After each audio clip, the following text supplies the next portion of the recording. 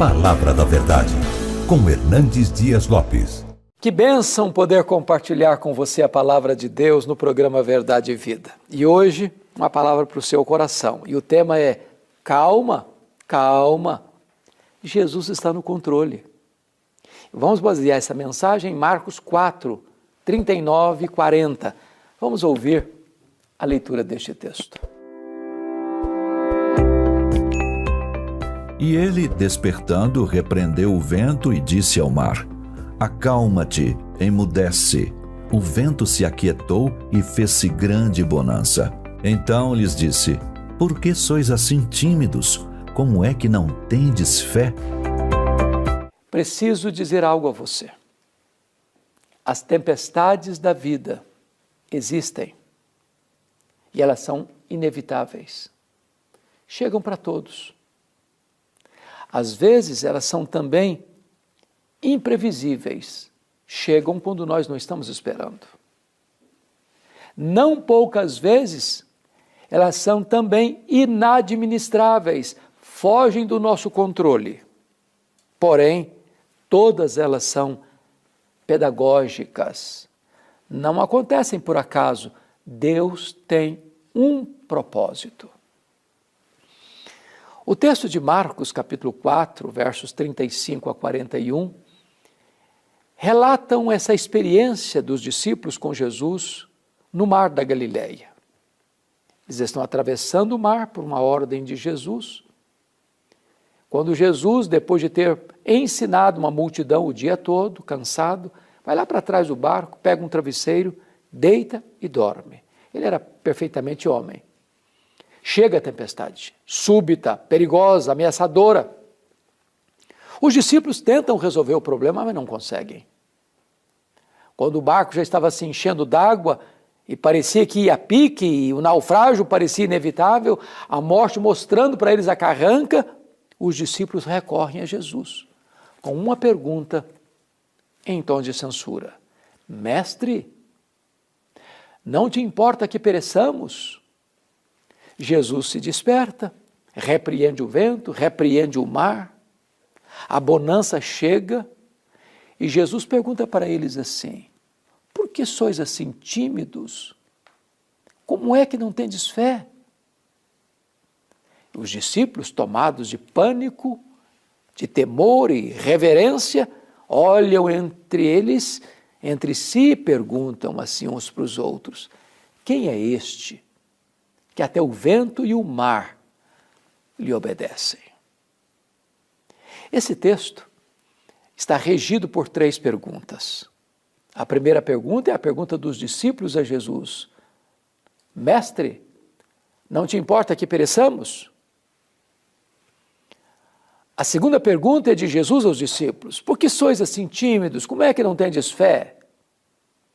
A terceira pergunta é entre os discípulos: quem é este que até o vento e o mar lhe obedecem? Vamos olhar então estas 3 perguntas e tirar daqui algumas lições. Em primeiro lugar, a pergunta dos discípulos a Jesus é a pergunta da angústia da alma, do medo, do pânico, do controle que se perdeu da nossa mão, do nosso controle e governo. Há muitas vezes na vida que as circunstâncias são tão medonhas, que os problemas são tão grandes, que as dores são tão atrozes, que nós perdemos o controle. Parece que o mar se agiganta, que as ondas ficam revoltas, que o vento nos fuzila e que o barco frágil da nossa vida é empurrado de um lado para o outro ao sabor das circunstâncias. Nessas horas, parece que a única voz que escutamos é o barulho das ondas que nos açoitam. Recorremos a Jesus, mas Ele está dormindo, lá atrás do barco. É a sensação que temos. Quando as crises se avolumam, quando nós somos abraçados pela angústia que nos leva à beira de um naufrágio.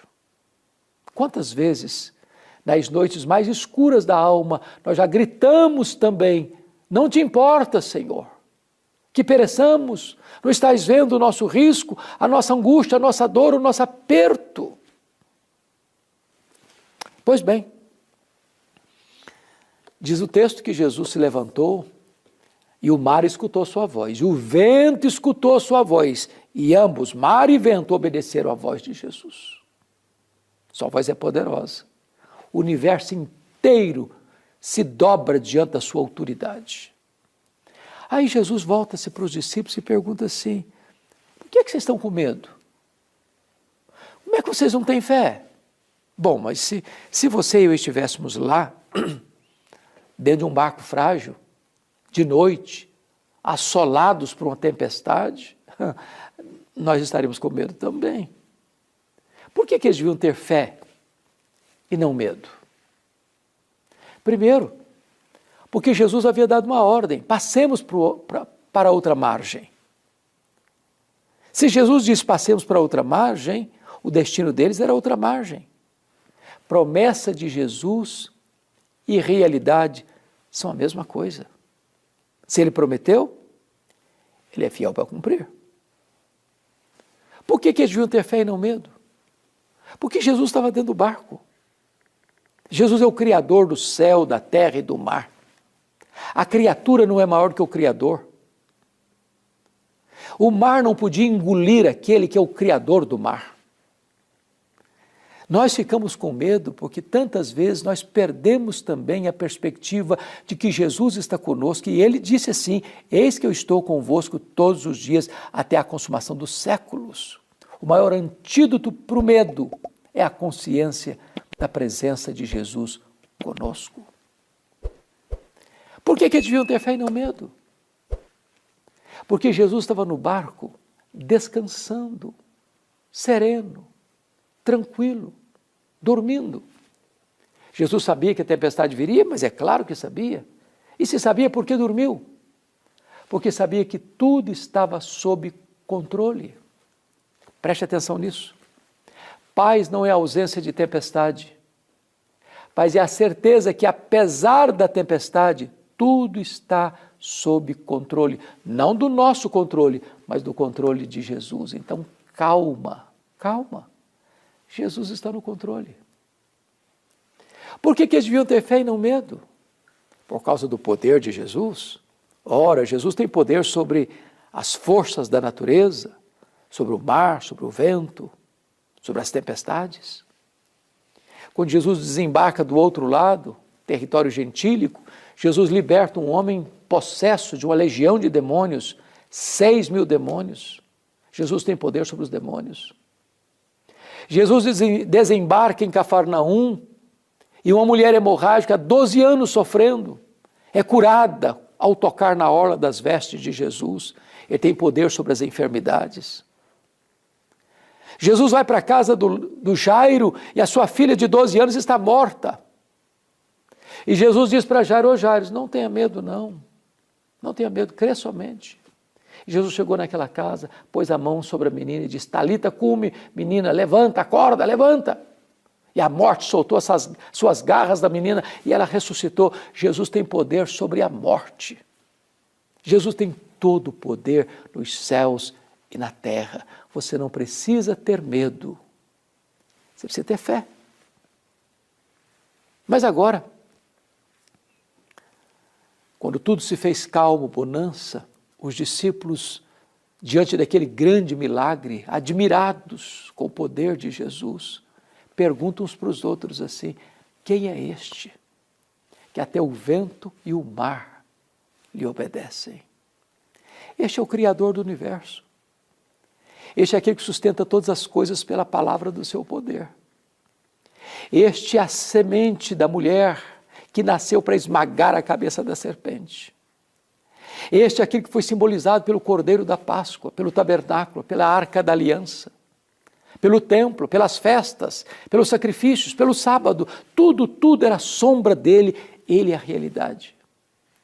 Quem é este? Este é o maravilhoso conselheiro, Deus forte, o Pai da eternidade, o príncipe da paz. Este é o sol da justiça, a brilhante estrela da manhã.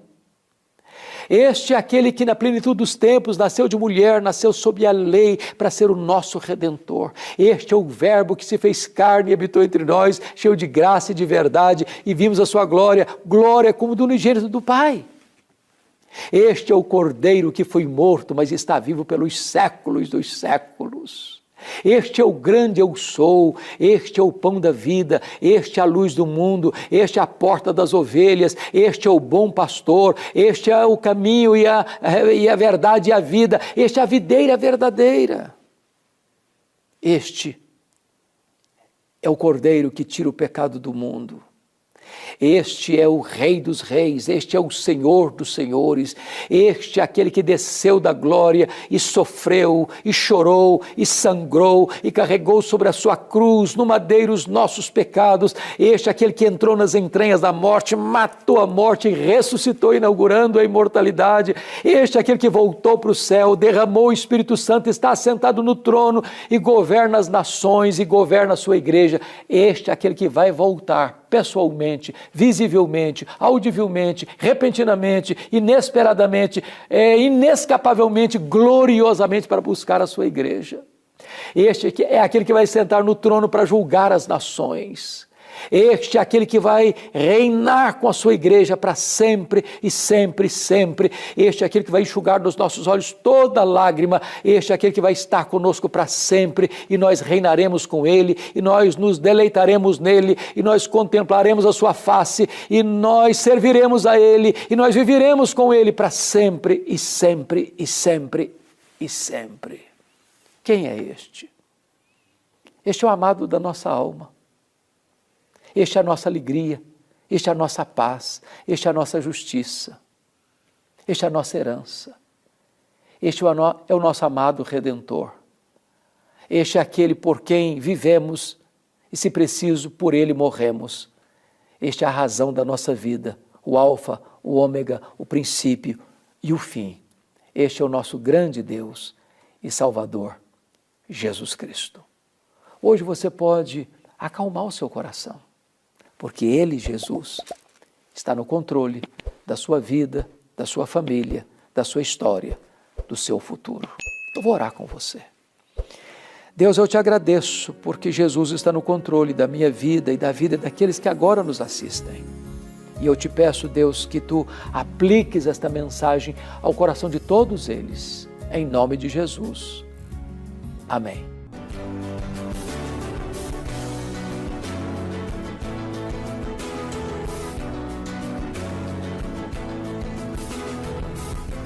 Palavra da Verdade, com Hernandes Dias Lopes.